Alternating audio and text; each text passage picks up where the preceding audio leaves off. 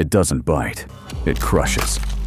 A coconut crab can snap bone with a force stronger than a lion's jaw, a grip built to break whatever it holds. That's why islanders fear the sound it makes at night. Heavy legs scraping bark, climbing higher than any crab should. Up in the dark, a bird sleeps. The crab doesn't rush. It clamps the wing, twists once, and the branch shakes as the body falls. On the ground, the tearing begins. Feathers, muscle, everything. They do this to each other too. And the worst part? You don't have to go to some distant island to meet one. They live on US territory, Guam, under the same sky you fly over.